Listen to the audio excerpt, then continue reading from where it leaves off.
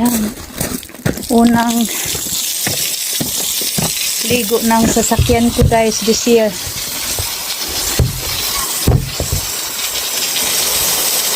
Walang tamad-tamad talaga dito guys kahit may naramdaman ka guys.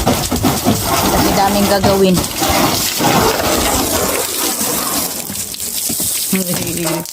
Malaki ng mukha ni Nini. Guys, unang ligo ng sasakyan ko. Nala kasi ng hobby ko nung nag-ano sila, nag-ski. Tapos bukid yun. Ang kuan. Tapos ito guys, oh. Na ano siya guys, sa ayan oh, ang laki. Kailisan pa yan. Kasi naano siya sa yung sa Lasville, yung mga truck. Yung sa Stin. Mga rock. Nag-flying papunta dyan. Ayan, tira. Mahal pa naman. Paano ko sa next next service ng sasakyan ko. Ay, gasto na naman. Kainis talaga yung mga Lasville, eh. Nagdadala ng mga lalaking bato, tapos nagpa-flying doon sa sasakyan natin na maliit. Tapos yan, sira.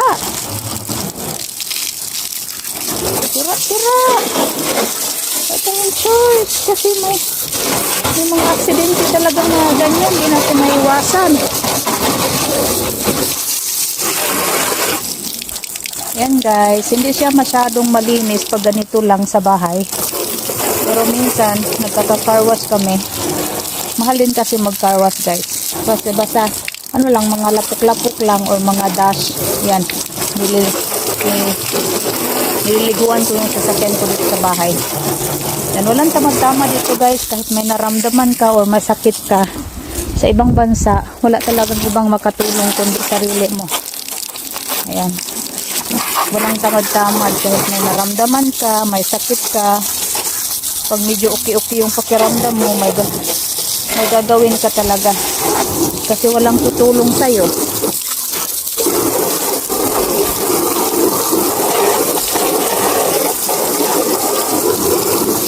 Basta kaya ko, ayaw kong mag-ask ng husband ko ng mga ganito. Makaya ko naman sarili ko. So yung mga magbuhat ng mabibigat or mag-change ng tires, hindi ko pwede guys. Marunong naman ako, tinuruan ako ng hobby ko. So ayaw niya akong mag-change ng tires. Kaya inaano namin sa Berkstad. Mga vulcanizing na para sa salakyan. Sila yung mag-change ng tires sa winter o summer. Thank you na guys. Tapos look at yung yung mga strawberry ko. Tubo na ulit sila. Nagsasalingsing na. Dami na naman tayong ma-harvest nito. Ayan guys, for today's video. Masaya na naman ako kasi pick up ko na naman sa Wednesday. Once a week na lang kasi. At ayan, pupunta tayo ng city. Maganda yung sasakyan natin. Walang masyadong dust. Ayan, kasi dito bukid kami guys, sa province. Countryside. Tapos pag dinadala yung hobby ko, ito yung ginagamit yung sasakyan ko. Mag-ski sila ng anak ko. Napaka talaga. Ayan, maraming salamat everyone. And God bless. Ingat kayong lahat. Thank you for watching. Please don't forget to like, comment, and subscribe.